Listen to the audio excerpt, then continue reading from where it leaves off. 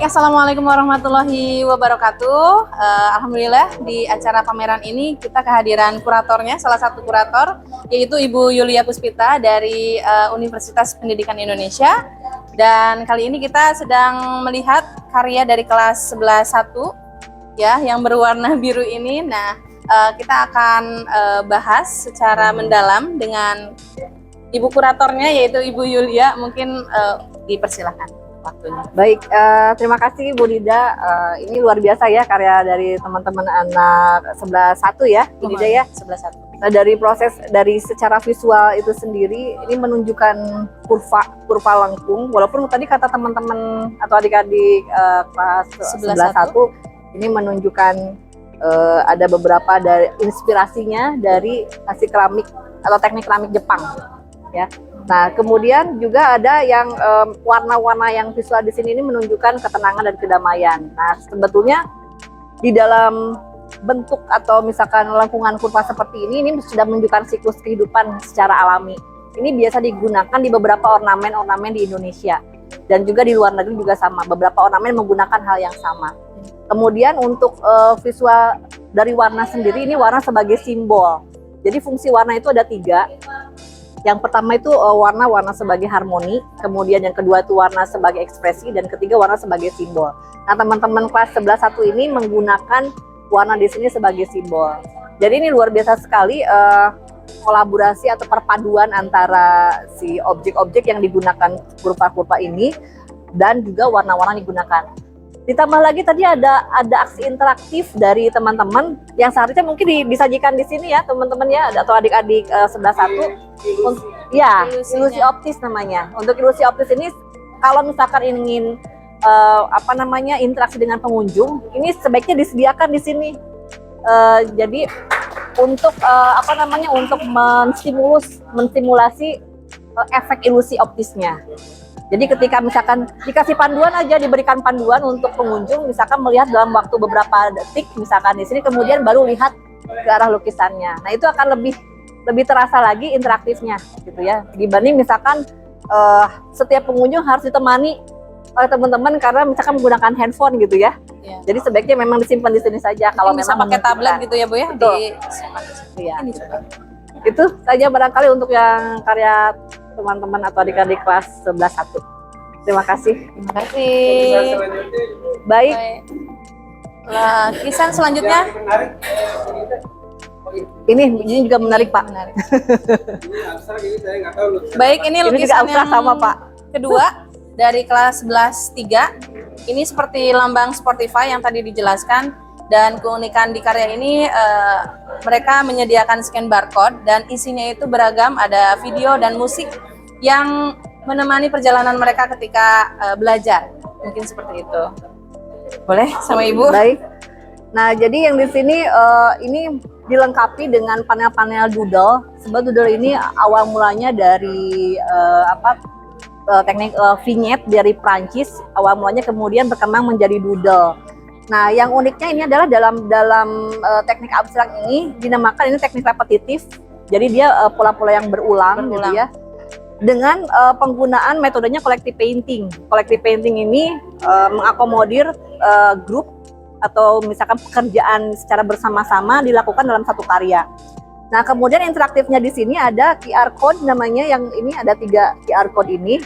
Ini yang menghubungkan dengan karya yang di atasnya. Nah, ini yang dinamakan mungkin oleh teman-teman sekarang dikatakannya kontemporer ya. Karena perpaduan antara yang manual kemudian menggunakan teknologi yang tingkat tinggi atau high tech gitu ya. Yang uniknya lagi di sini mungkin ini penambahan lampu-lampu ya di sini, walaupun sebetulnya si lampu-lampu ini mungkin sedikit mendistraksi karya-karya yang ada di sini. Kenapa? Karena memang karya-karya yang di sini sudah menjadi point of interestnya atau fokus utamanya. Jadi ketika dihadirkan lampu-lampu yang seperti ini mungkin sedikit terdistraksi gitu, seperti itu. Terima kasih. Ya, terima kasih. Selanjutnya semuanya Bu atau ya gimana? Boleh. Baik, untuk karya yang ketiga ini dari kelas 11-6. Ya, ini temanya 12-12 Bu. Ya. Nggak tahu Desember apa gimana nih. 12 Desember. Baik, dipersilakan untuk Bu Yulia membahas. Baik, tadi setelah saya mendengarkan deskripsi dari teman-teman kelas 11 6 ya, 11 6 tentang Elysian pattern. Ini adalah pola-pola yang dipopulerkan di Yunani. Nah, pola yang seperti ini identik dengan warna-warna pastel atau warna-warna yang memang muda. Tapi tadi saya mendengar penjelasan dari adik-adik yang kelas 11 6 ini bahwa si warna-warna ini melambangkan ada 12 dari dewa-dewa Olympus, kemudian juga tadi ada hubungannya dengan Tionghoa. Walaupun sebetulnya kalau saya menyarankan gitu ya, karena ini temanya Yunani, sebaiknya fokus ke Yunani saja gitu ya. Jadi tidak menghubungkan dengan Tionghoa atau misalkan zodiak yang 12 gitu ya. Cukup hanya dengan misalkan 12 dari yang dewa-dewa Yunani tadi. Nah, ini pun sama polanya seperti yang sebelumnya, karya yang tadi yang Spotify itu. Ini juga termasuk dalam teknik abstrak repetitif. Jadi ada pengulangan-pengulangan bentuk yang kemudian disusun sedemikian rupa menjadi satu pola tertentu. Ini polanya pola center atau melingkar, dan ini juga secara komposisi ini adalah komposisi yang melingkar juga bagian-bagian yang ininya di sebaran yang segitiga ini. Katanya tadi 3 pilar itu ya Bu ya? Ya, ini melambangkan 3 pilar katanya. 3 pilar pendidikan dari keluarga, sekolah dan juga masyarakat. Tapi itu kayak spiral kalau saya lihat. Ya, yang betul. Tengah ini Spiral ini lingkaran yang ya, ini juga memang tadi karena memang dia siklus memutar. Ketika misalkan siklus memutar, ini memang lazim di dalam pattern-pattern yang usia Yunani ini, karena teman-teman 11/6 ini menamai karya ini dengan Elysian pattern. Nah, Elysian pattern ini memang cenderung menggunakan pola-pola melingkar. Ya, seperti itu. Terima kasih. Baik. Baik, selanjutnya ini karya dari kelas 11/5. Di sini juga cukup interaktif. Selain dari digitalnya juga kita bisa scan code-nya. Kemudian di sini ada dari magnet gitu ya, menjadi gambar orang. Mungkin boleh Ibu dilanjutkan. Nah, ini juga salah satu karya yang interaktif juga, menggunakan dengan tema-tema labirin. Secara konsep sebetulnya labirin itu kan kadang kita tidak pernah tahu dari mana berawal, kemudian dari mana berujung. Setiap orang mungkin memilih pola-pola yang sama, tapi kita fokus lagi ke dalam pengerjaan secara metode collective painting ini. Ide-ide yang digunakan kemudian dari potongan-potongan kayu, termasuk penggunaan aksen tambahan dari lampu itu sendiri. Ini sudah cukup ide-ide yang sangat luar biasa untuk ukuran anak SMA, Pak. Iya. Karena di sini kita fokusnya ke pemanfaatan barang-barang bekas gitu ya. Barang, ya betul, kayu. Nah, ini mungkin sumbernya dari kursi dan meja ini. Betul. Nah, penambahan efek lampu ini juga menunjukkan tadi teknologi di masa sekarang. Walaupun misalkan dikatakan high tech, itu juga sudah mulai pergerakan ya atau pergeseran. Di sini belum sampai ke betul-betul high tech, tapi penggunaan lampu di sini sudah menunjukkan penggunaan teknologi sederhana, gitu. Itu. Terima kasih Bapak. Mana? Yang sebelah sini Pak. Ini mah karya yang ekskul ya? Iya. Ini. Nah, baik, ini untuk karya ke-5. Karya ke-5 ini dari kelas 11/8. Judulnya Bangun Tidur. Mungkin ini lebih tertariknya dari judulnya Bu ya, karena lebih mudah diingat gitu. Tapi dari filosofinya ternyata cukup mendalam gitu. Terkait hubungannya bangun tidur dengan kata-kata. Ya, dari penyimpanannya mungkin ya Pak, dari ada yang diri, ada yang tiduran gitu. Tapi ternyata filosofinya ya. Filosofinya juga lebih dalam lagi. Baik. Boleh Ibu dibahas. Nah, kalau saya cermati dari deskripsi yang dari teman-teman atau adik-adik 11/8 ini, ternyata punya makna yang mendalam dengan perumpamaan kotak-kotak yang misalkan ada yang berdiri dengan yang rebah seperti ini. Rebah ketika misalkan kita lihat dari atas sebetulnya. Iya. Kalau misalkan posisinya, ketika posisinya dari atas, ketika mendatar seperti ini rebah ya. Kalau misalkan begini jadi berdiri sebetulnya kan. Iya. Nah, dari warna yang digunakan ini adalah warna-warna grayscale, dari mulai putih kemudian gradual ke abu sampai ke hitam.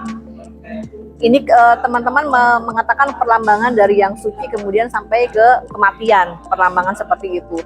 Tapi kalau misalkan saya melihat dari posisi-posisi seperti ini yang misalkan dari secara komposisi, nah ini juga termasuk ke dalam abstrak repetitif. Kenapa? Karena menggunakan pola-pola yang sama. Hanya, nah repetitifnya secara random atau secara acak. Iya. Jadi tidak menggunakan perulangan-perulangan atau pola-pola yang sama. Nah, kemudian untuk warna itu sendiri, kenapa misalkan memilih gradual, misalkan dengan latar yang kontras? Karena warna merah itu selalu jadi pusat perhatian. Gitu, selalu biasanya di setiap karya dengan warna-warna yang cerah dipadankan dengan warna-warna yang gelap itu selalu jadi pusat perhatian. Nah makanya di sini teman-teman di sini kalau saya melihat berupaya sekali bahwa antara si objek dengan si latar belakang ini menonjolkan bagian-bagian objek yang ada di depannya. Gitu. Jadi setiap orang bisa menginterpretasikan. Betul, betul, bebas. Itu audiens itu tergantung kepada pengetahuan masing-masing. Jadi bisa demokratis sifatnya menginterpretasi dari hasil yang dilihat. Seperti itu. Sama-sama. Nah, baik, ini untuk karya ke-6. Ya, karya ke-6 dari kelas 11-7 ini menarik adalah dari pengolahan kayunya itu sendiri. Jadi menunjukkan apa ya, potensi yang ada dalam kayunya. Baik, Ibu, boleh dilanjutkan. Baik, secara tematik ini yang paling mendekati elemen kultural. Karena kalau misalkan kita mendengar kata rumah panggung itu mengingatkan kita kepada rumah-rumah asli Sunda. Ya. Rumah asli Sunda itu rumah panggung. Nah, kembali lagi ke filosofi rumah itu adalah tempat kembali.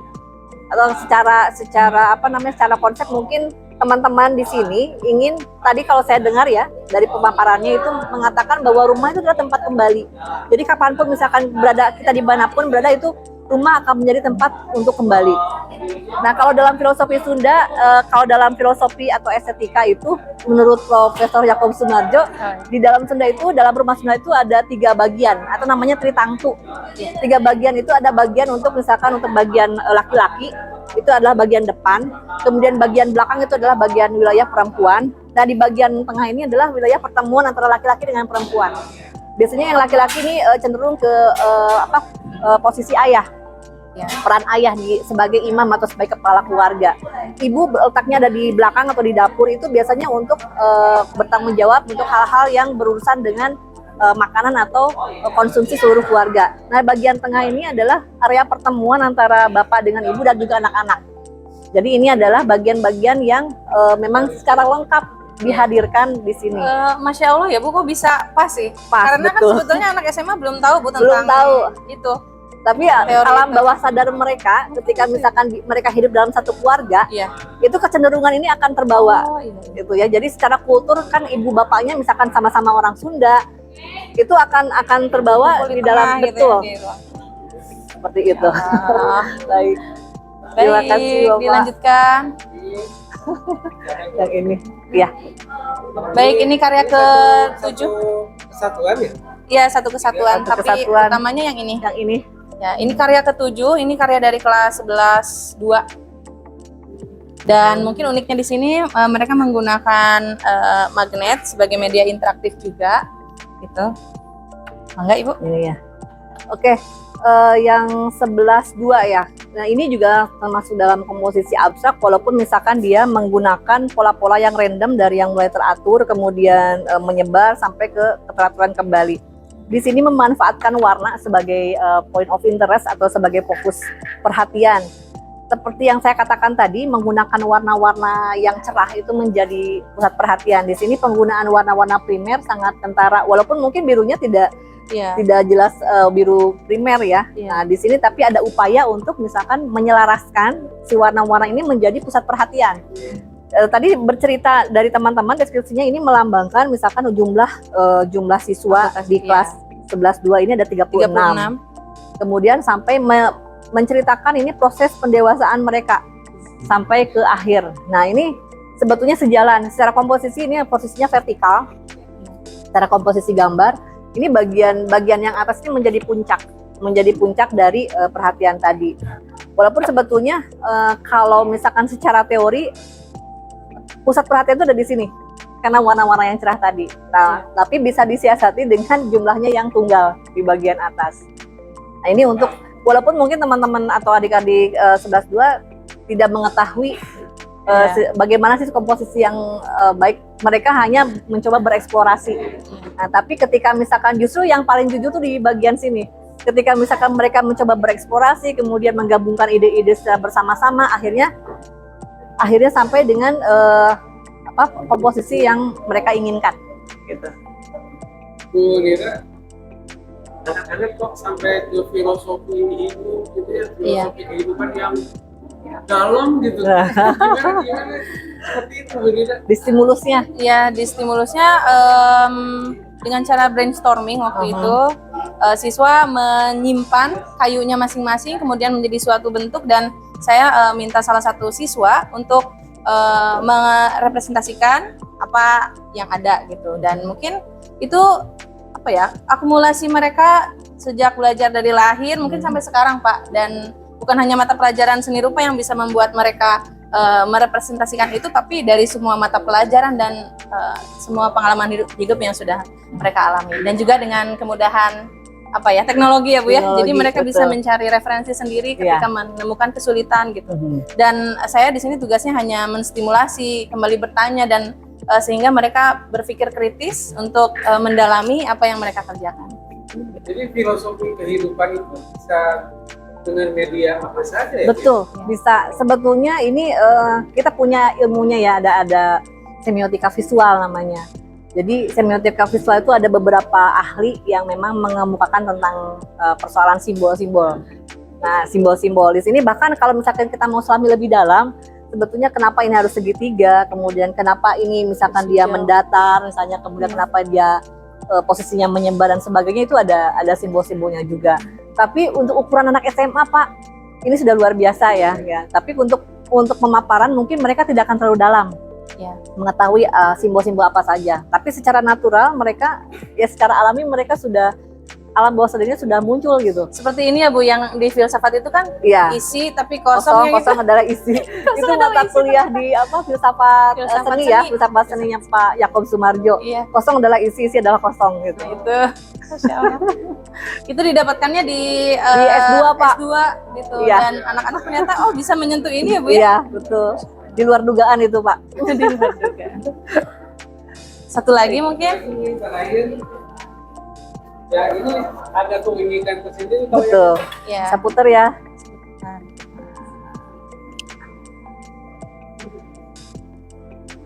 Tadi di gambar awal terlihat sekali memvisualisasikan gambar wajah. Ternyata pas dibalik itu beda lagi ya Ibu ceritanya. Nah, di sini juga ada centang katanya. Ada gambar centang, kemudian di sini ada tadi ombak ya. Ombak. Diputar lagi mungkin ya saya. Bisa. Putarnya ke sebelah sana. Bisa dibantu Kak. Nah, lagi yang gini. Nah, begini. Oke. Udah mungkin Bu. Susah mentok. Nah, ini ternyata memvisualisasikan dua perahu dan ini ombak, begitu ya Bu ya tadi yang disampaikan. Insya Allah. Tapi dari pemilihan warna ini warna soft, warna-warna pastel. Baik, ini sebetulnya arah perputaran tidak konvensional. Biasanya di dalam lukis itu kita hanya bisa menikmati dalam satu arah.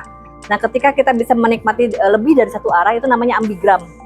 Nah, jadi ambigram ini sebetulnya belum banyak dipopulerkan Pak. Nah, ini juga saya belum saya tanya-tanya lebih dalam nih Pak untuk teman-teman atau adik-adik 11 4 ini. Dari mana mereka mendapat ide untuk memutar-mutar si kanvas tersebut gitu ya. Nah, tapi dengan ide-ide misalkan ketika dia diputar untuk arah ini tampilannya akan lain, ketika dirubah lagi tampilannya akan lain lagi. Nah, itu kan sudah luar biasa. Walaupun ini banyak dilakukan di karya-karya di luar sana Pak, di Eropa. Nah, jadi ya itu tadi karena kecanggihan teknologi, jadi akhirnya memperpendek batas atau jarak gitu ya untuk mengetahui hal-hal. Seperti apa gambarnya? Coba lihat. Tadi kalau yang pertama jadi wajah, Pak. Ini wajah yang pertama. Sebetulnya Bu, bentuk stimulasi saya di kelas itu Gimana? berupa apa ya? Celotehan atau lemparan-lemparan seperti yang kayu tadi dibakar. Kata saya gini di kelas, coba kayunya diapain gitu, direbus kayak dibakar, di apa gitu Bu. Sebetulnya, tapi mereka menangkap, oh kayaknya, oh iya deh dicoba seperti ini misalnya. Coba dilempar atau di apa gitu kan, asal sebut ya Bu, tapi ternyata ya mereka bisa menangkap itu gitu, kayak coba diputar, dilempar, diterbangin. Bagian-bagian kan ininya ya, Iya, si balok kayu dan kanvasnya. Stimulasinya. Ya betul. Jadi luar biasa untuk yang SMA ini. Sebetulnya kalau misalkan di kuliahan Pak, di UPI saja misalnya ya, untuk mengenalkan ini di semester 3 atau 5. Ya, untuk mata kuliah ini. Nanti kita diperdalam lagi di mata kuliah pendalaman atau on top itu di semester 6 dan 7. Nah, itu mereka banyak bereksplorasi termasuk belajar abstrak itu, Pak. Nah, cuma memang sekali lagi kalau ketika misalkan dikenalkan lebih awal di jenjang SMA itu akan lebih bagus lagi untuk misalkan tadi ya, sebetulnya karena ini tadi metodenya semuanya adalah collective painting, outputnya adalah kerjasama. Jadi menumbuhkan kerjasama antar siswa, karena masa sekarang ini ya teman-teman generasi Z ini kecenderungannya adalah individualisme Pak. Jadi ya berharapnya mungkin ya betul, karena sering dengan gadget dan sebagainya interaksinya. Jadi harapannya Bu Nida yang saya baca adalah biar mereka bisa kolaborasi, bisa bekerja sama, menurunkan ego, kemudian sama-sama berkarya dan menghasilkan karya seperti ini sudah sangat luar biasa Pak. Mungkin pencapaiannya akan lebih lagi kalau misalkan lebih lama lagi nih dikolaborasikan sampai kelas tahun sampai kelas 12 ya Bu Nida ya. Mudah-mudahan gitu. Itu saja mungkin Bapak, terima kasih. Keseluruhan. Oke, simpulannya untuk keseluruhannya ini saya sebetulnya tidak berharap lebih ya untuk pembelajaran di SMA, tapi karena sekali lagi ini tergantung 3 pilar tadi Pak. Sebetulnya yang benar-benar the real kurator di pembelajaran ini adalah Bu Guru, adalah Bu Nida di sini ya, karena mendampingi dari proses awal sampai akhir. Dan itu kerjaan kurator yang sebenarnya, mendampingi dari awal sampai akhir berkarya. Nah, jadi hasil seperti ini adalah hasil kolaborasi pemikiran dari para siswa dengan bimbingan Ibu Guru yang sebagai kurator. Jadi tidak akan mungkin mereka bisa menghasilkan karya yang luar biasa seperti ini kalau misalkan memang tidak mendapatkan stimulasi yang tepat gitu. Jadi overall ini karya yang melampaui batas, melampaui batas dari jenjang yang seharusnya gitu, Pak. Terima kasih. Alhamdulillahirabbil alamin, selesai sudah pembahasan karya di pameran seni rupa kontemporer ini. Terima kasih banyak sudah menonton, terima kasih banyak sudah mendengarkan. Mudah-mudahan banyak manfaat yang bisa diambil. Terima kasih. Assalamualaikum warahmatullahi wabarakatuh. Sawi-sawi.